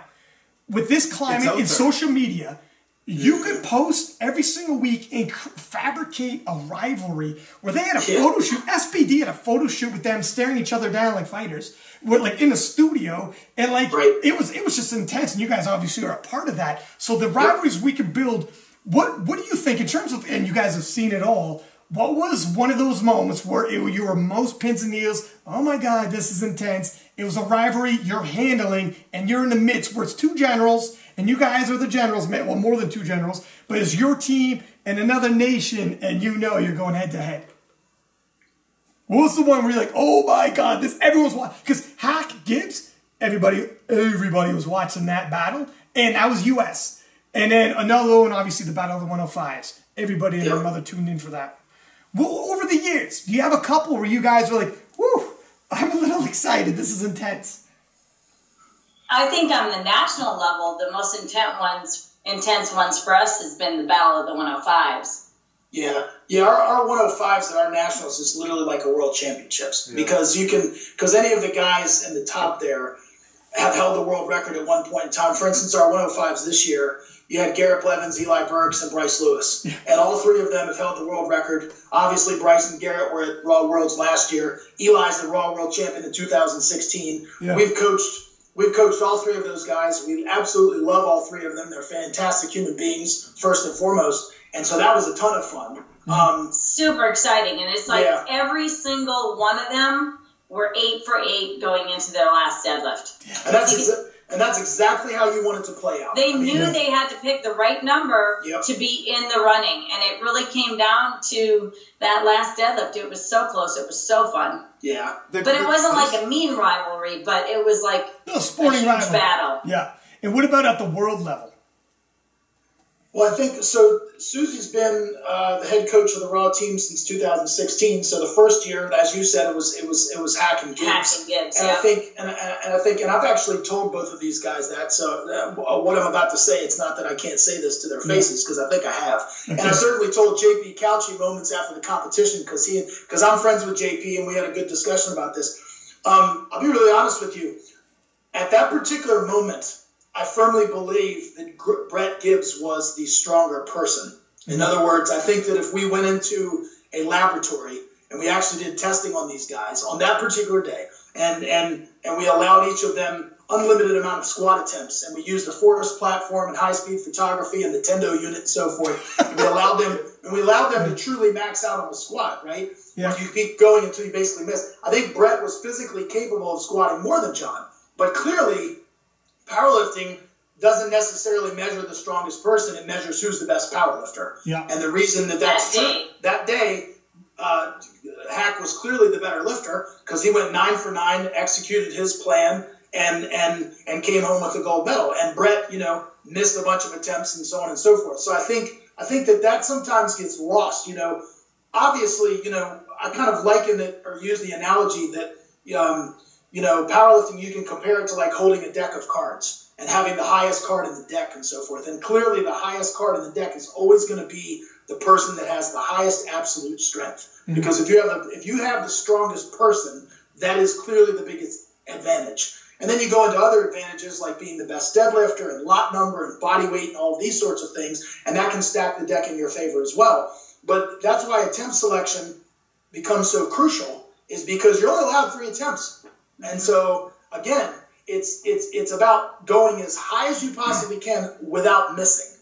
Mm-hmm. And so, that's why on that particular day, John was clearly the better powerlifter, mm-hmm. while if we were to measure their absolute strength, mm-hmm. I truly think that Gibbs was probably absolutely stronger. But on that day, Hack was clearly the better powerlifter. And you know what? It's interesting you said that because, at this Worlds, it looked like Gibbs had posted probably one of the lower end of his totals. He had posted in a while a sub 800 total. He's usually good for over 800. In that Hack Gibbs situation, when he was pulling for the win, and he ended up having to pull way beyond his means, he shouldn't have had to been there. He almost got it even then. And it was way more than Hack was going to pull that day. Hack was knee shaking below 700 pounds. Gibbs was forced to go well over 700, almost had it. It was about an inch out. So I know what you mean where, my God, man, if you didn't have to pull that much, you would have secured. Right. But he had to. In spite of his misses, he still had an opportunity at the end. Damn near did it. He's a phenomenal lifter. And that's where sometimes individual goals in the squat, I want to break that squat record. If you go 10 pounds less, you got it. 10 pounds more, maybe you do, maybe you don't. Well, now you missed it. Shoot. Now you're moving forward into bench with 2 of 3 squats. And that's going towards your total. And then a runaway favorite all of a sudden is somehow fighting it out for a gold medal and possibly not making it. It's interesting how trying to explain to people who don't necessarily, they know powerlifting is a strength sport, but don't realize just how much strategy is involved. There's a lot more to it in terms of time selection. Absolutely. What people also don't realize is lots of times when you miss a third squat, the cost is not only did you miss the third squat, but now it's going to spend you for your third deadlift. 100%. And so 100%. So largely, that's why I said you can see a correlation. If you look at the data and examine the attempts, you can see people who miss third squats oftentimes will underperform on their third deadlift. And so do you all the time? So most definitely. Do you strategize to like pull back? Do you tell guys like, you're probably good for this, let's pull back a slight stitch here on the squats because there's a bigger picture in terms of, is that how you guys strategize? Well, I can just give, for example, this year at Nationals with Bryce, we said this number is definitely here for his third squat. 2.5, probably, but we're not sure. Mm-hmm. And he's like, well, we need all the lifts. Yeah. So he took it and he nailed his third one. He creamed it and better than he thought he was even going to. Mm. Did he leave a little on the bar? Yes. But instead of being upset about it, it was like, that's good because now you've got that extra energy for the deadlift. Because maybe if it had been 2.5 more, something would have little went off or maybe even missed it. So that was ended up being really good thing for him. Yeah, not to mention the 315 kilos was a PR for him. So he wasn't disappointed with a 693 squat. He was ecstatic. Well, so many times you see people come off the platform, they watch your stuff, and they go, oh, it looks like I left some on the bar. But at the end of the day, when you do everyone says that, though. I've never seen someone hit a lift and not walk away and be like, maybe it's not Sam Calhoun. If she came off there, be like, I had more in me. Sammy, that was good. But it's like you said. So he hits a good squat at his third attempt. He had energy left. It wasn't a big grinder. You don't know if he had what would the other lifts or attempts look like after that. It came down to that last dead. It's like you said, the attempt selection 9 for 9 at the end. And like Matt said, it was a PR. It wasn't like we planned on doing 10 kilos more and we pulled him back to something really safe. It was, you've got this for sure. You maybe have that. And then he nailed it so perfectly. He was surprised. He was so happy. It was a PR already. And that's great for your day, confidence. Like, that's a great thing. That's what gets Matt was saying. It's not just about the energy. It's that confidence. Positive momentum. I'm going to have a good day. Yeah. That's a great point, Randy. Yeah. Yeah, and the other thing that Randy was mentioning is that with these lifts, the armchair quarterbacks or the Monday morning quarterbacks, they want to look at these videos. And so what you have to understand is there's a context and a story that literally goes into every single attempt. And so I can confidently say this. Things always look better on video than they do in real time. Yeah. So, you can see a lift in real time, and then you look at it on the video, and it's always going to look better on a video. It's true. You're going to have always going to look better on the video. So you'll have people second guessing you because they saw something on the live stream, or they're like, "Oh, you're trying to hold him back, or you're ultra conservative." And I'm like, "Look, first of all, you didn't see the speed of the second one in real time. You didn't see how their body was moving, or how we saw them moving under load, and so forth. And so there's that context that we have as being there in real time and understanding bar speeds and so on and so forth. And that's how we're kind of judging to put the third attempt in. You didn't see them come out and pass out in their chair after the second attempt. It's happened to me plenty of times where something's off on my second, and it's a lot harder than it should be, but it's not something that's really simple where I come off and go, I know what it was, I slowed myself down, but where I've had to work a whole lot harder because my foot was a little off, or I hit a divot in the floor, and that second one took a lot out of me. But then I got my feet perfect and not in the divot on the third, and I looked like I had 2.5 left. I'd rather do that than take something big, and what if my foot ends up a little off again? I'm not going to get it. Yeah. And like he said, my favorite is when I pull a deadlift. If you've seen my deadlifts and you've paid close attention, they're very slow off the ground and very fast at the finish. Yeah. And I'll have people go, "Oh man, you killed that deadlift. You had 10 more kilos. 10 more kilos. Someone said that to me after Worlds, and I was like, no. I had 10 more at the finish. Yeah, that's true.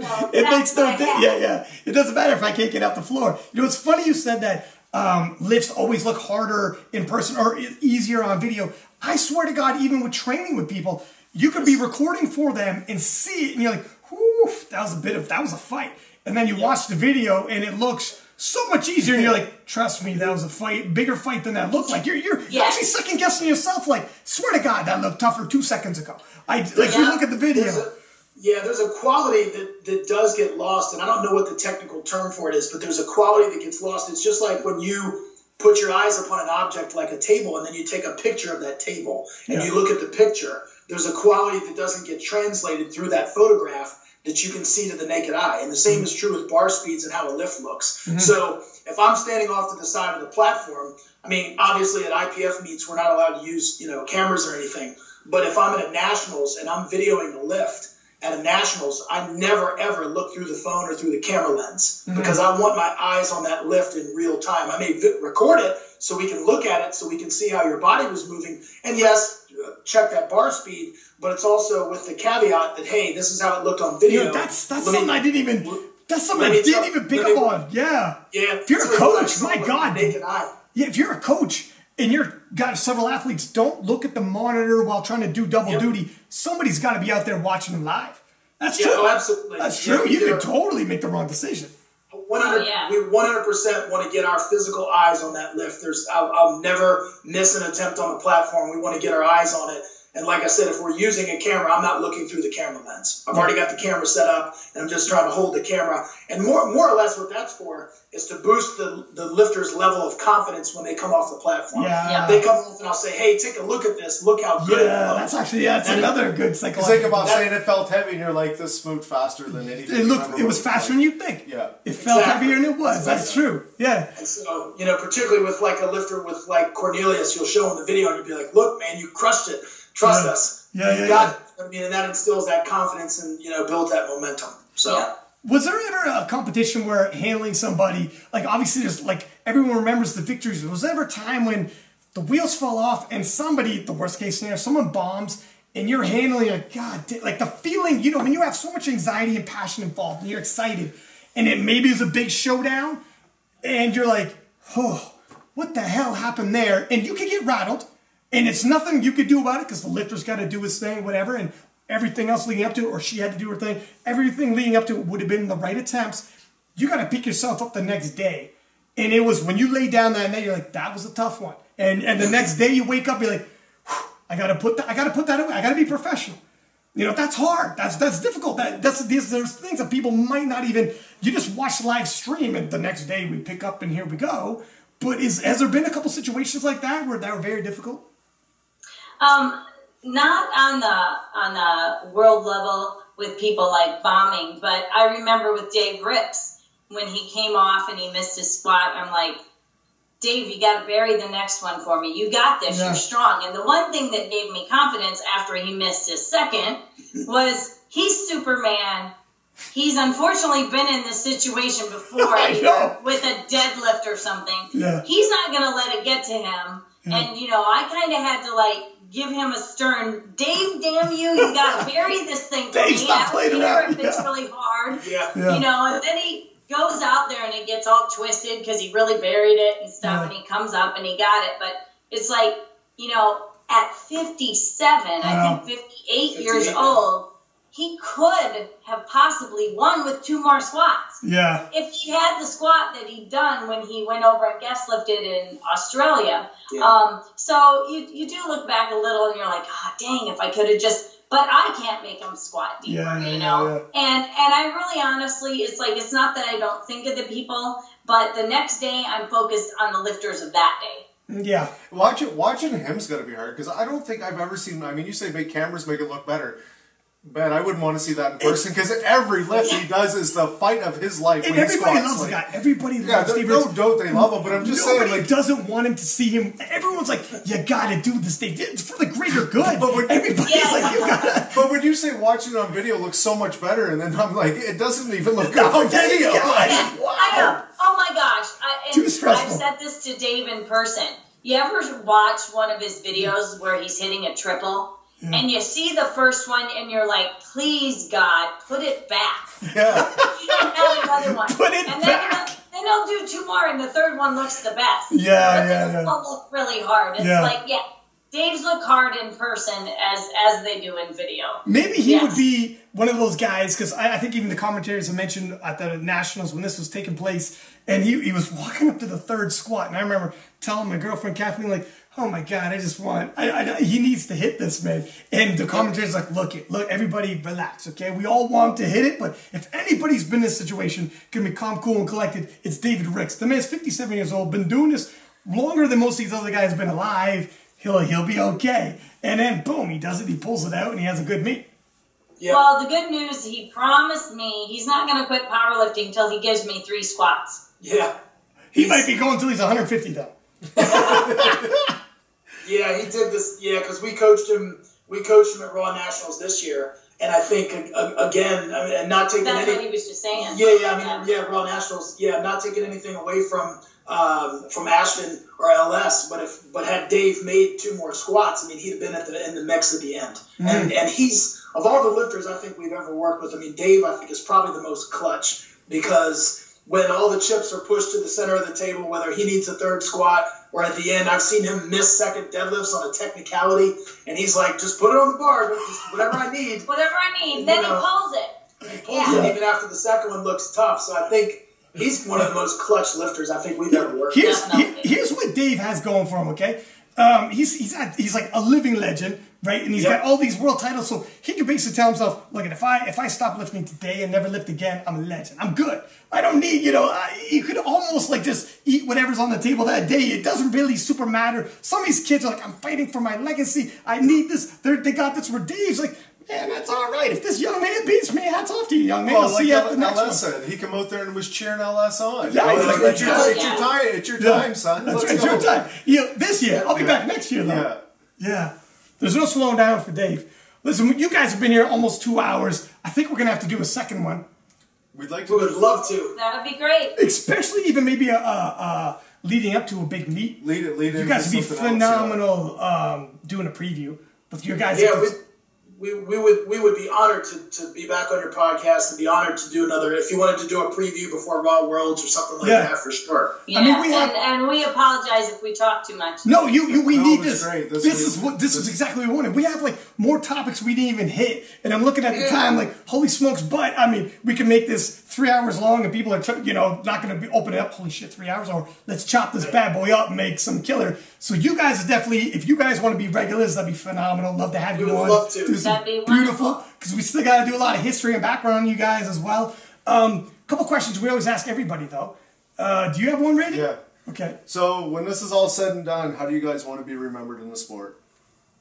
I would say for me, I would like to be remembered of how I made people feel and how I helped them in the sport more so than how much weight I lifted. And, I've been blessed with strength from God, and I've won many championships, and I have a world record squat, and that's awesome. But I think, 10, 20, 30 years from now, no one's going to know or really care. But some people are going to hopefully remember that I helped them to be a better lifter or a better person, or how I made them feel. Mm-hmm. Yeah, I would just echo what Susie said. I mean, all the titles and records and accolades, all that stuff fades. I mean, because eventually your records are going to get broken anyway. That's just the nature of sport and human development and so forth. But I think what the legacy that you leave behind is the impression, the profound impact that you've made on people's lives and building into their lives. And and the experiences that you share with those people, and I think that's what's most important. I mean, I think when you ask that question, that's such a great question. I think obviously at the end of the day, I mean, clearly you want to be known as a good lifter and as a good coach, but I mean, history's going to write itself. I mean, that stuff is going to go down in the annals of history, and you can look up the records and look up the attempts and all that kind of stuff. But I think it's way more important. We just want to be remembered by the people that we love the most and how we made them feel and how we paid into their lives. Well said, guys. Listen, I hope we got to post this. Hope you enjoyed it. I mean, the Garys are living legends themselves. Obviously, elite powerlifters with all the records they had and everything they've accomplished. But then on the flip side, also being not USAPL national team coaches and everything they've seen and everybody they've coached. This is a good episode, guys. We definitely have to have you on. Thanks for being here. Muchly appreciated. Do you want to thank anybody? You have any sponsors before I close it up? Or how they reach you for programming? For anyone watching who needs some coaching? All right. So a couple things. SPD is a sponsor for me. And that's my only sponsor. Yeah, when she lifts Raw, that's her Raw sponsor. And then when I lift Equipped, I lift Titan. I haven't done that for a few years, but you might see that in about a year. Coming back to do some Equipped too. Yeah. And, tell them where you are. So Instagram, I'm at Susie52kg.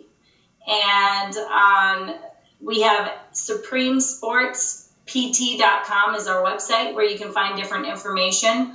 As far as coaching, we have some guided programming. We do consultations like Skype calls or email consultations, phone consultations, things like that. Mm-hmm. All that information is on our website. That's probably the easiest. But if someone wants to reach me, my email is SIOUX, like X-ray, Z like zebra, 52@gmail.com. There you go. Yeah, all of our info's on the website, and we love it when people reach out to us individually. You're never a bother. So we invite those interactions. There you go. From the Garys, you're welcome. All right, guys, thank you very much for coming on here, and we'll talk to you soon. Thanks for having us. Thanks. All right, bye-bye. Dude, we could have went on. What time is it yet? We've been. Yeah, there was so much information. 2 hours.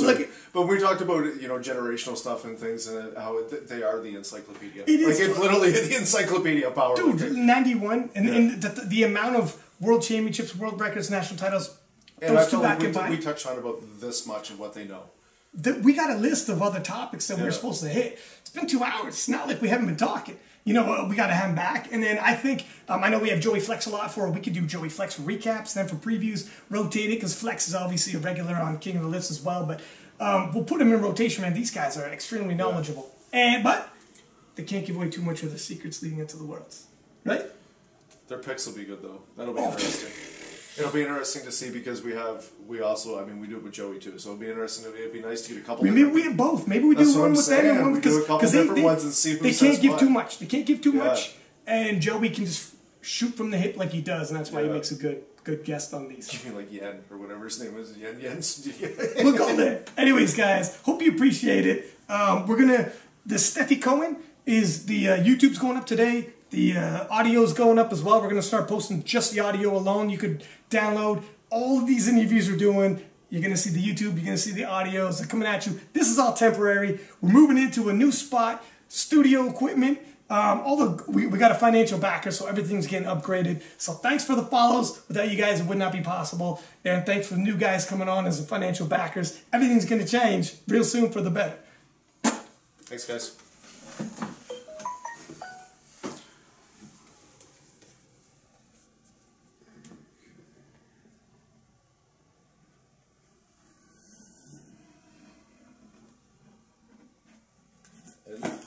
End and then share. You shared the first one, right? End live feed now? Yeah. And then share. You shared the first one? Okay. Dude, that was...